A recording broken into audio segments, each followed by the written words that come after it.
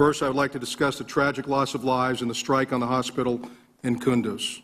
By way of background, U.S. Special Operations Forces have been providing training, advice, and assistance to Afghan National Defense Forces who had been engaged in a tenacious fight with the Taliban.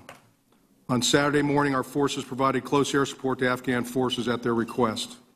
To be clear, the decision to provide aerial fires was a U.S. decision made within the U.S. chain of command. A hospital was mistakenly struck. We would never intentionally target a protected medical facility. I must allow the investigation to take its course, and therefore I'm not at liberty to discuss further specifics at this time.